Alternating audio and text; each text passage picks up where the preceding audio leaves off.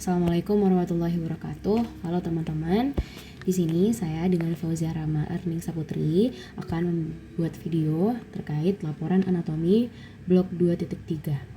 Saya dengan Fauzia Rama Erning Saputri dengan NIM G0023061.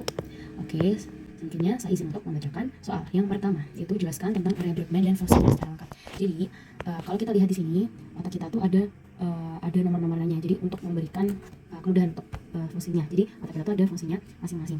Nah, namanya ini diberikan area Brodmann. Di sini untuk area Brodmann nomor 4 di sini ya, kita bisa ketahui di sini itu untuk area motorik primer. Jadi area motorik primer itu fungsinya untuk mengontrol gerakan volumtir wajah dan ekstremitas. Jadi berkaitan sama tractus piramidalis, seperti kalau misalnya ada lesi juga gitu-gitu juga di situ di area nomor 4. Kemudian kita lanjut untuk area nomor 6. Area nomor 6 ini kita ketahui di sini itu area motorik sekunder atau di gyrus postcentralis. Jadi untuk motorik sekunder ini kita ketahui untuk mengendalikan gerakan volunteer berkaitan sama tractus extrapyramidalis. Kemudian untuk jadi untuk misalnya tuh kayak di otot manus kontraksi untuk menggenggam gelas, terus gelasnya itu tidak jatuh bila kontraksi otot manus dapat dipertahankan seperti itu. Kemudian untuk selanjutnya untuk area sensorik primer di area 312. Jadi di 312 di sini itu kita ketahui untuk di sini tuh untuk area sensorik primer. Kemudian untuk area 43 di sini itu tuh untuk area gustatorik, di mana area gustatorik itu untuk mengenali rasa melalui indera pengecapan kita. Selanjutnya ada untuk area Brodmann nomor 44 dan 45 di sini kita ketahui di sini itu untuk area bicara motorik atau area Broca. Jadi untuk mengontrol aspek bicara motor kita gitu-gitu. Kemudian nomor 22 untuk area nomor 22 kita ketahui di sini itu tuh kalau di sini itu biasanya untuk area auditori sekunder. Jadi gitu. Dia area auditori sekunder itu nanti dia mohon maaf tadi untuk yang area 41 sampai 42 tadi itu kan auditori primer. Di sini itu 41 sampai 42 itu dia untuk kemampuan menerima rasa suara bila lesi terjadi penurunan pendengaran. Selanjutnya untuk area auditori sekunder, di mana area auditori sekunder itu untuk area interpretasi dan asosiasi pendengaran. Biasanya di sini tuh ada yang namanya afasia wernicke atau afasia sensorik atau afasia reseptif gitu. Selanjutnya kita akan ke area 17 atau area visual primer. Nah, untuk area visual primer, kalau kita lihat tuh dia di sini yang paling pinggir, dia tuh untuk kemampuan menerima rasa cahaya, untuk melihat. Nah, kalau misalnya ada lesi di sini, itu dapat muncul seperti kayak mionospia gitu-gitu. Selanjutnya untuk area 18 dan 19 di sini. Ini area 18 dan 19 di sini, itu tuh untuk area visual sekunder. Jadi untuk persepsi visual kompleks seperti warna, gerak, arah objek, bila lesi dapat muncul itu kayak ada lesi seperti buta warna atau agnosia visual. Agnosia visual itu dia tuh biasanya bisa melihat namun nggak bisa mengenali bendanya itu apa gitu, jadi nggak terlalu jelas. Oke, kita lanjut. Oke, selanjutnya kita lanjut untuk nomor selanjutnya yaitu nomor 2 yaitu jelaskan tentang tractus piramidalis dan extrapyramidalis. Nah, jadi tractus piramidalis itu yang pertama, tractus piramidalis itu di mana dia itu jenis motorik primer dan sekunder kita, di mana dia itu akan ke medula spinalis ya, akan ke medula spinalis, kemudian dia akan berakhir ke cornu anteriornya. Jadi di medula spinalisnya itu. Kemudian nanti dari cortex cerebri nanti akan berlanjut ke crus posterior capsula, kemudian nanti dia bakal ke bagian tengah dari mesencephalon, kemudian dia bakal turun ke bawah tempat tengah bagian sponsnya, kemudian dia bakal melalui bagian ventral medula oblongata. Nah, terus di bagian yang paling penting di medula oblongata ini, dia itu nanti si jarasnya itu akan menyilang di dissociatio piramidalis. Yang menyilang itu tractus corticospinalisnya. Di sini dia itu di bagian yang penting itu dia bakal yang menyilang tuh di tractus corticospinalis yang lateral gitu. Yang lateral jadi di sini. Kemudian dan yang nggak menyilang itu nanti di tractus corticospinalis yang anterior. Jadi kalau di sini kita lihat nanti dissociatio yang menyilang itu di bagian sini, di bagian yang lateralis. Kemudian kalau yang misalnya yang tractus corticospinalis yang anterior itu nanti dia nggak menyilang gitu. Nah, nanti dia jadi ke cornu anterior dari medula spinalis gitu.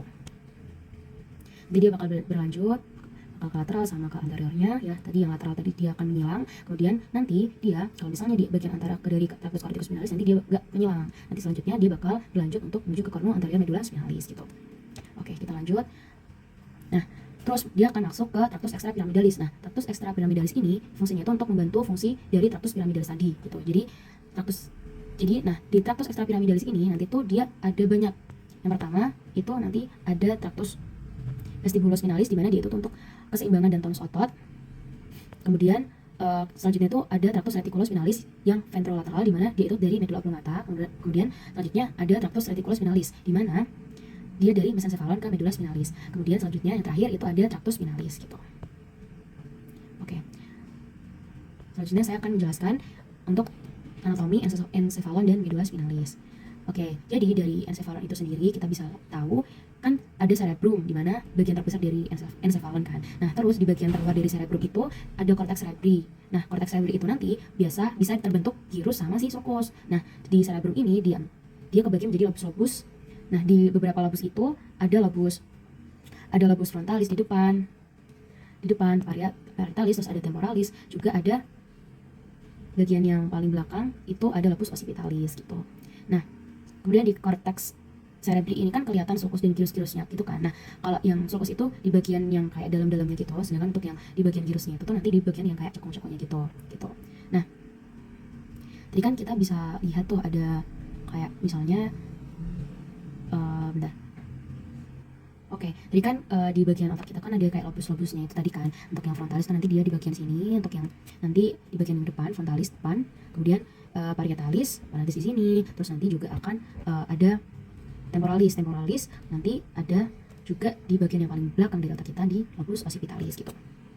Oke, nah tadi kalau sulcus itu kan di bagian yang kayak di alur-alurnya gitu kan, sedangkan untuk yang gyrus itu kan kayak di cekung-cekungannya. Nah, sulcus itu ada sulcus centralis, bentar ya, ada sulcus.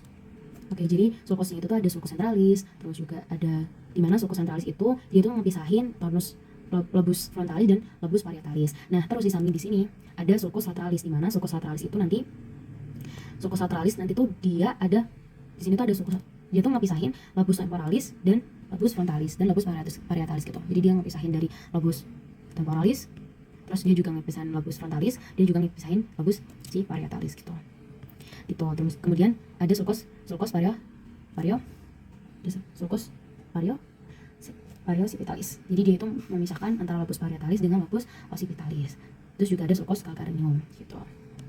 Dan karena tadi udah sulcus, sekarang kita akan lanjut ke gyrusnya. Nah, untuk gyrus tersendiri, gyrus itu kan ada,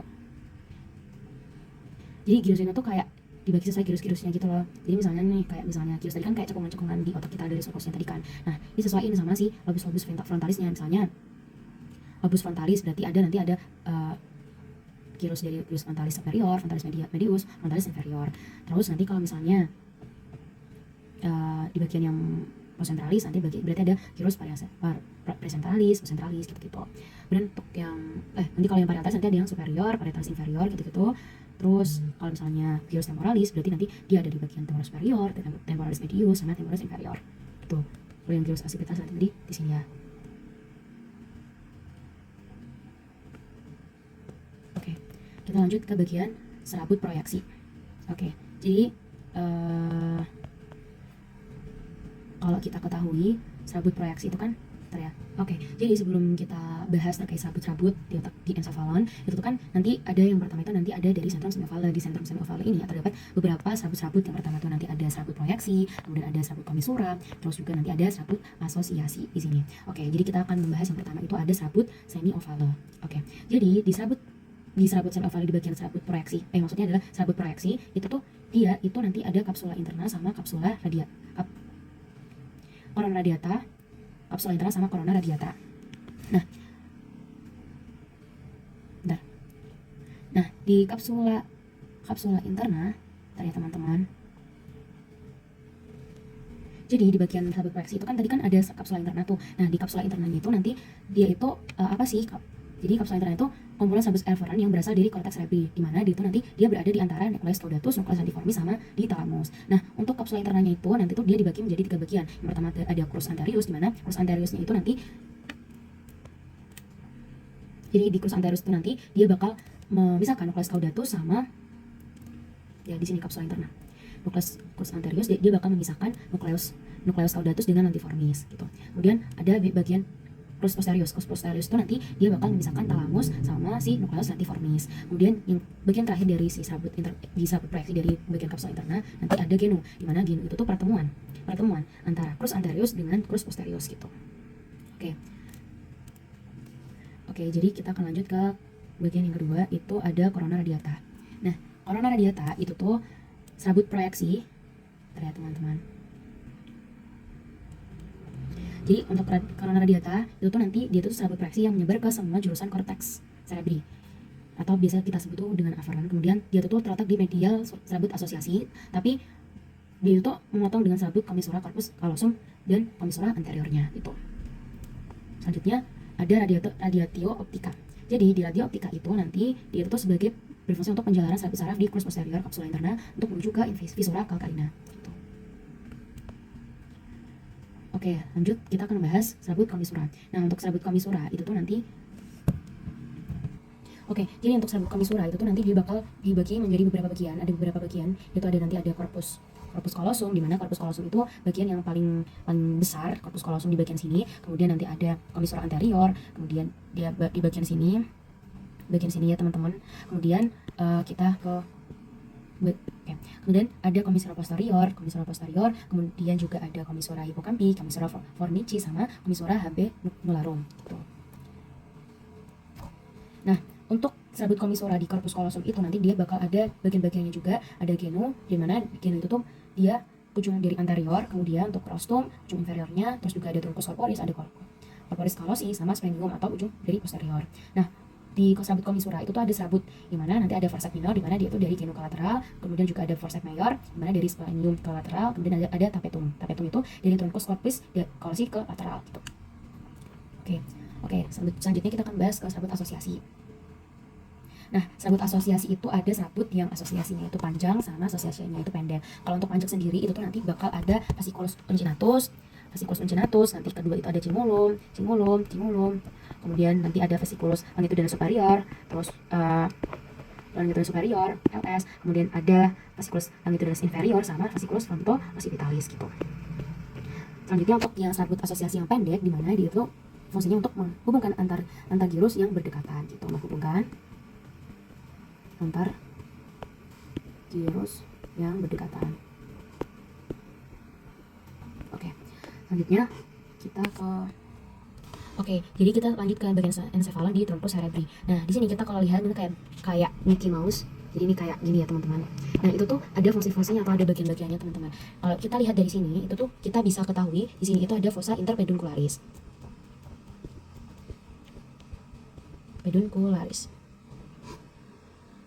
Kemudian kita lihat di sini itu nanti ada substansia nigra. Di sini namanya aja nigra, berarti dia kayak hitam gitu loh gitu. Nah, untuk substansia nigra itu tuh nanti dia itu tuh nukleus motorik yang besar dan terletak di antara tegmentum dan crus cerebri. Nah, dia tuh kan warnanya tadi kan gelap karena ada pigmen melanin yang terkandung di dalam badan si sel sarafnya itu. Kemudian untuk substansia nigranya itu merupakan komponen penting pada sistem motorik ekstrapiramidal dan memiliki hubungan dengan ganglia basalis terdiri dari pars compacta dan pars reticularis. Oke. Nah, karena tadi itu. Oke. Nah, untuk bagian yang sini itu namanya adalah bagian yang sini itu namanya adalah aqueductus mesencephaly. Nah, untuk aqueductus mesencephaly itu di situ ya. Dia itu tuh fungsinya untuk menghubungkan ventriculus tertius dengan ventriculus quadratus. VT sama ventriculus quadratus. Oke, selanjutnya kita akan ke sini. Nah, di bagian yang kayak ininya itu dia adalah bagian dari sini, terus ada bagian yang dari sini. Terus dia juga ada bagian dari tectum mesencephaly di bagian sini. Itu bagian dari ini itu, dari ketiga ini tuh namanya adalah pedunculus cerebri. Nah, pedunculus cerebri ini di mana dia itu tuh terdiri dari crus cerebri, terus di sini itu ada tegmentum mesencephaly, sama yang di sini itu ada tectum mesencephaly. Tadi ini tegmentum, kalau yang di sini itu tectum mesencephaly. Oke, kita lanjut ke bagian ini.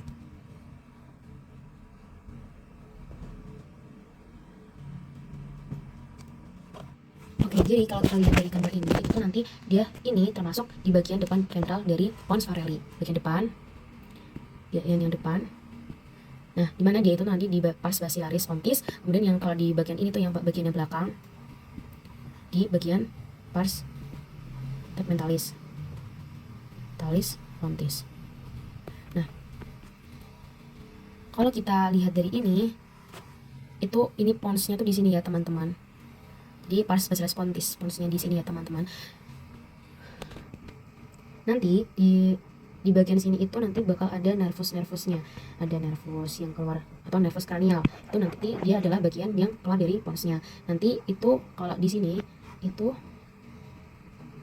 di sini itu nanti ada nervus 7, terus kalau yang di sini itu nanti ada nervus 8, terus kalau di sini itu ada nervus 6, kemudian di sini itu nanti ada nervus 5, kemudian di sini di bagian ini ada sulcus basilaris pontis. Kemudian untuk yang bagian ini kita bisa lihat itu ada annulus pontocerebralis. Kalau kita lihat bagian ini ada sulcus dari bulbopontimus.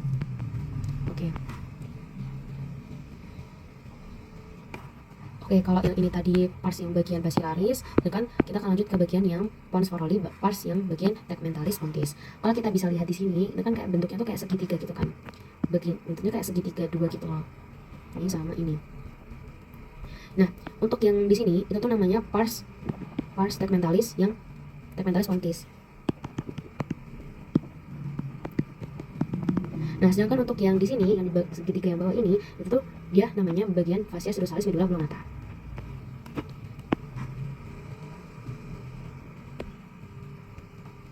Nah, di bagian di sini itu yang paling di highlight itu tuh nanti bagian yang colliculus facialis. Nanti untuk yang di sini kita kalau misalnya ada kayak bagian garis itu biasanya kita sebut dengan kayak sulcus. Nah, yang itu biasanya juga di highlight untuk sulcus medianus karena dia membagi dua bagian. Oke, yang paling highlight itu tadi yang itu tadi. Oke, selanjutnya kita akan membahas yang di bagian di sini.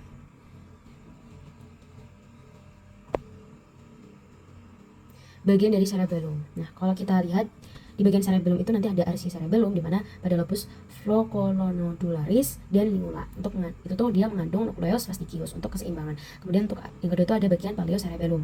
Nah, untuk bagian paleocerebellum itu tuh nanti ada lobus anterior mengandung nucleus ambioliformis dan nucleus globosus untuk tonus otot. Kemudian yang ketiga itu ada neocerebellum. Nah, di neocerebellum itu nanti mengandung nucleus dentatus untuk kemampuan gerakan terampil dan berkoordinasi dengan cerebrum.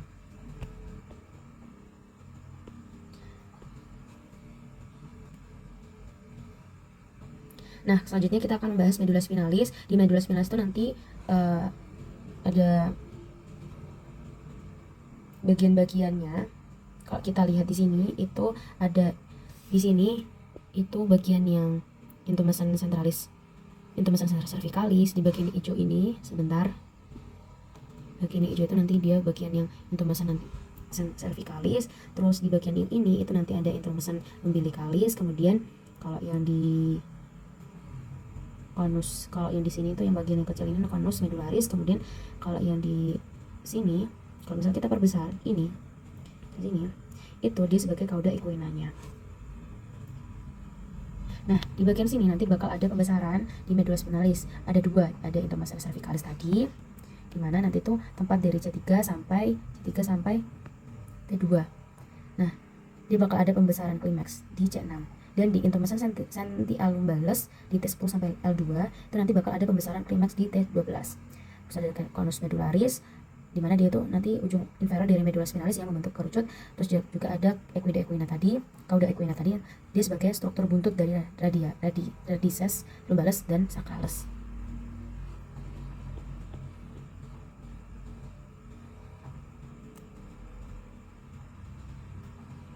Oke, jadi untuk yang selanjutnya itu pertanyaan adalah jelaskan tentang anatomi nervus cranialis dan tempat keluarnya. Untuk nervus cranialis sendiri itu tuh nanti kan ada 12 bagian saraf yang keluar dan keluar langsung dari otak dan batang otak. Nah, yang pertama itu ada nervus olfactorius atau saraf penciuman. Nervus olfactorius kalau kita lihat di sini tuh nanti di bagian lamina cerebrosanya itu nanti ini di mana tuh nanti asalnya itu tuh dari lobus olfactorius di otak depan. Kemudian untuk yang keluarnya itu nanti dia bakal keluar melalui lamina cerebrosa os equidala. Kemudian selanjutnya itu yang kedua ada nervus opticus atau saraf penglihatan di sini. Di mana nervus opticus itu nanti asalnya itu dari retina dan chiasma opticum di otak depan. Selanjutnya dia bakal keluar menuju ke lubang atau foramen opticum. Selanjutnya ada yang ketiga ada nervus oculomotorius di mana dia itu untuk saraf pergerakan bola mata kita. Nanti dia tuh asalnya itu dari mesencephalon, kemudian dia bakal keluar menuju melalui viscera orbitalis superior. Selanjutnya kita akan bahas untuk nervus nervus trochlearis, di mana dia itu untuk saraf pergerakan superior oblikus. Nanti dia asalnya itu akan dari mesencephalon, kemudian dia bakal keluar lewat viscera orbitalis superior. Kemudian ada nervus trigeminus. Untuk nervus trigeminus itu nanti asalnya itu dari pons dan dia bakal keluar lewat foramen ovale. Selanjutnya ada nervus obliquans, di mana nervus obliquans itu nanti dia sebagai saraf bergerak rectus lateralis, di mana asalnya itu dari pons juga, nanti bakal keluar lewat viscera orbitalis superior lagi. Kemudian selanjutnya ada nervus facialis, di mana nervus facialis itu nanti dia di bagian saraf bagian wajah kita, nanti dia bakal asalnya itu dari pons, kemudian dia bakal keluar ke foramen stylomastoideum. Kemudian selanjutnya ada nervus vestibulocochlearis, di mana nervus vestibulocochlearis itu nanti saraf pendengaran atau dan keseimbangan kita. Nanti asalnya itu dari medulla oblongata dan dia bakal keluar melalui porus acusticus internus. Yang selanjutnya nervus 9 itu nanti dia bakal ada di nervus glossopharyngeus atau saraf lidah dan faringita. Di mana dia itu nanti bakal berasal dari medulla oblongata dan dia bakal keluar melalui foramen jugulare.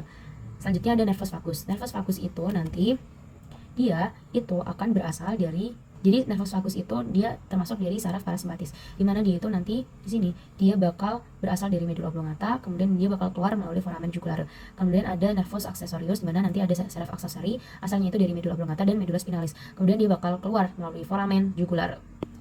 Oke, selanjutnya nervus yang terakhir itu ada nervus hypoglossus, di mana nanti dia sebagai saraf pergerakan untuk lidah kita, hypoglossus, di mana hypoglossus itu nanti dia sebagai saraf bergerak untuk lidah kita. Nanti dia bakal asalnya itu dari medulla oblongata dan dia bakal keluar lewat kanalis hipoglossi gitu.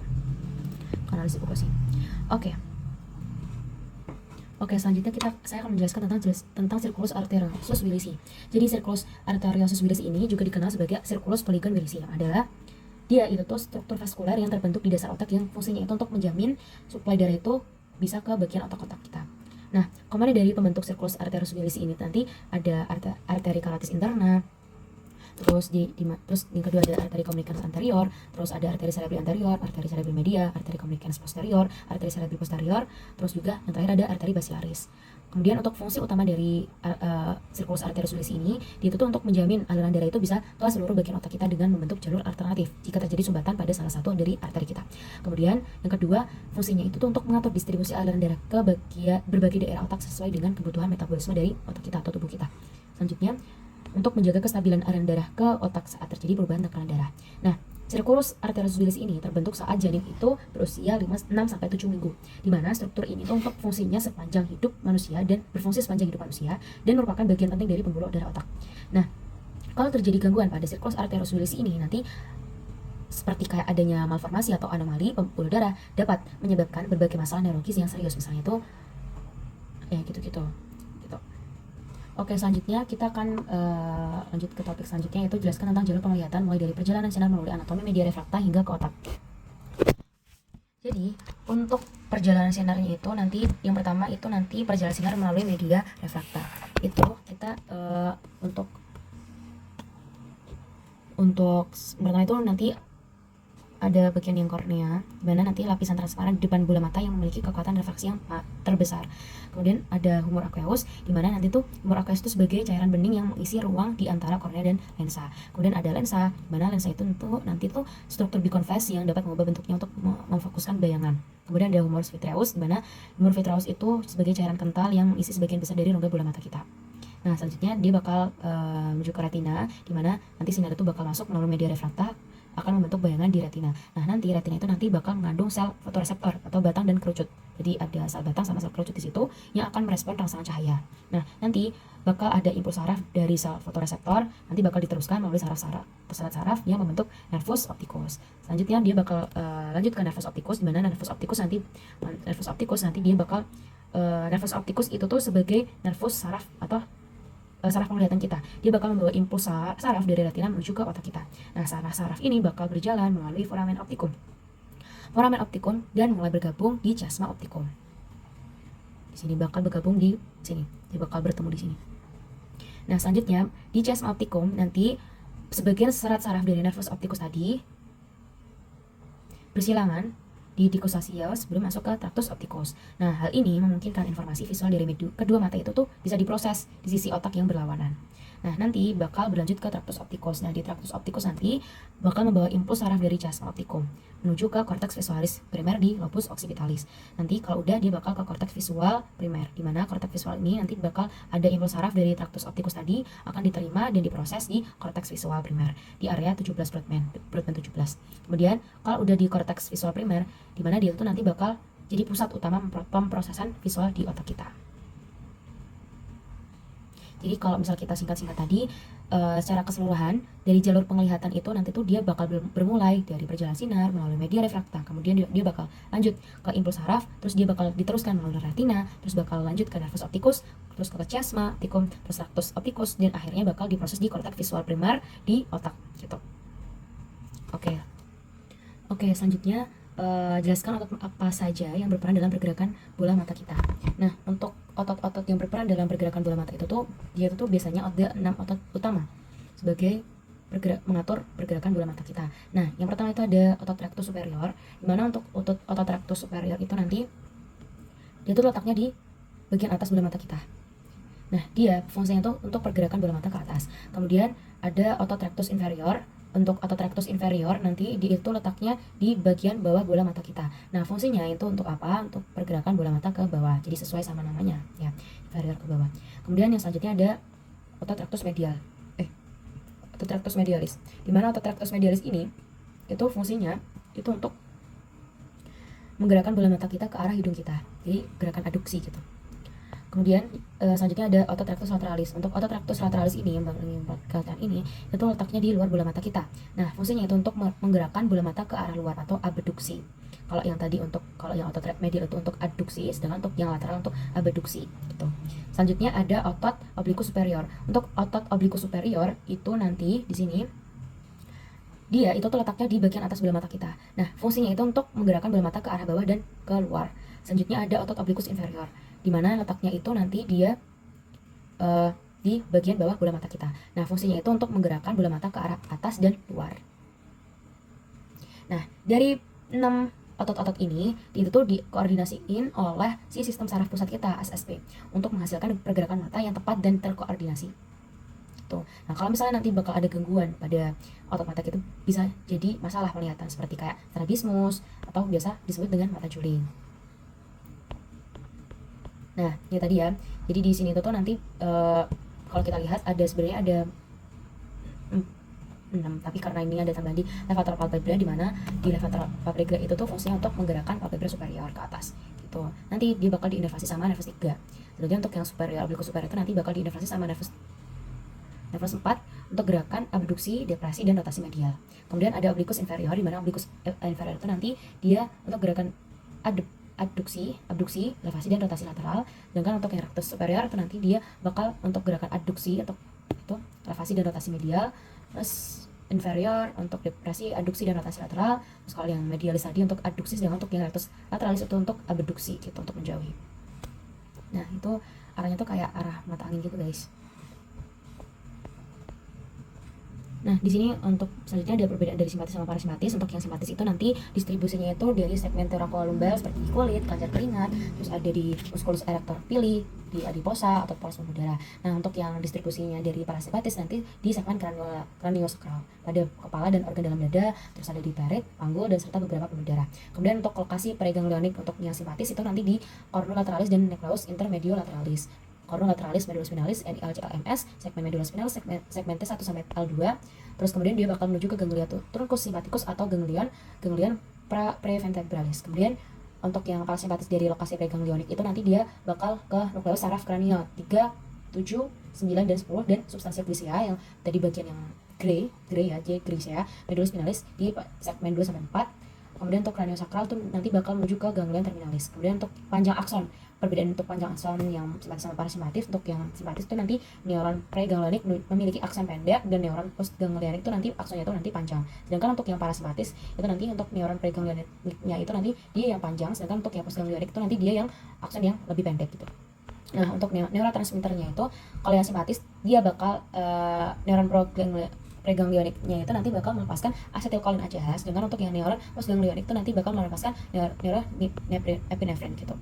Sedangkan untuk yang parasimpatis nanti dia itu untuk neurotransmitternya itu nanti preganglionik sama postganglionik itu nanti dia bakal barengan untuk melepaskan si asetilkolin ACH. Nah, untuk efek fisiologisnya dari simpatis sama parasimpatis itu nanti untuk yang simpatis nanti bakal fight or flight, selanjutnya untuk yang parasimpatis nanti bakal rest and digest gitu.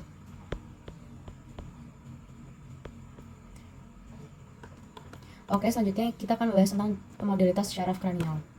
Oke, jadi untuk kita ketahui di sini ada gambar-gambar ini, itu tuh dia termasuk nervi cranialis gitu, nervus cranialis. Dimana nanti ada 11, 12 otot, dimana nanti yang pertama itu ada olfactory, opticus, oculomotorius. Itu gitu, kita bisa nyanyiin itu. Nah, dimana dia itu ada fungsi-fungsinya sendiri, teman-teman.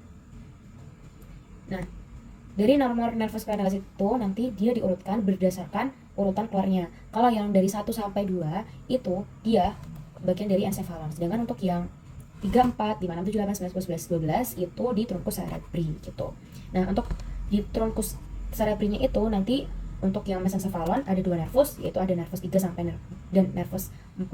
Untuk yang pons itu nanti ada 4 nervus, ada nervus 5 sampai nervus 8. Sedangkan untuk yang di bagian medula oblongata nanti ada 4 nervus, ada nervus 9, dan nervus sampai nervus 12 gitu. Oke.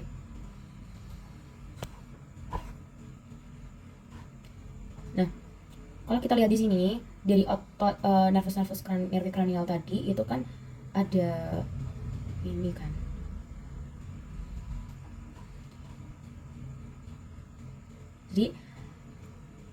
Jadi ada modalitasnya gitu loh di sini, itu modalitas syaraf kranial. Yang pertama itu kan tadi ada nervus olfactorius, itu nanti modalitasnya itu SVA-nya. SVA itu untuk saraf indera khusus, derivat IT seperti kayak penciuman, olfaktori ya, penciuman sama pengecapan, ada hubungannya sama makanan. Jadi kalau misalnya kita makan atau kayak ya pokoknya ada bau-bau itu nanti si olfaktoris itu nanti bakal terangsang gitu. Selanjutnya nervus 2 itu ada nervus opticus atau SSA, nanti tuh dia sensorik untuk indera khusus dari tubuh. Misalnya itu nanti sebagai visual kita atau penglihatan kita, terus ada keseimbangan pendengaran gitu-gitu. Selanjutnya yang ketiga ada nervus oculomotorius, dimana oculomotorius itu berarti kayak okulomotor gitu, berarti kan dia bakal bisa bergerak. Nanti modalitasnya itu ada GSE sama GVE, dimana GSE itu tuh nanti general somatic efferent, dimana nanti dia sebagai motorik untuk otot skelet umum. Selanjutnya ada GVE. GVE itu nanti general visceral efferent, autonom parasimpatis seperti kelenjar dan pupil. Selanjutnya ada nervus trochlearis, dimana itu nanti nervus 4, ada GSE. GSE itu nanti dia untuk otot skelet juga. Kemudian untuk nervus trigeminus itu SVE sama GSA, itu nanti SVE, terus GSA itu nanti general somatic efferent, dimana tuh untuk sensorik untuk tubuh kita, misalnya kayak ada nyeri, subuh, raba, tekan gitu-gitu. Kemudian ada nervus abducens atau di nervus 6, dimana nanti modalitasnya itu GSE. GSE itu untuk general somatic efferent, untuk motorik untuk otot skelet umum juga.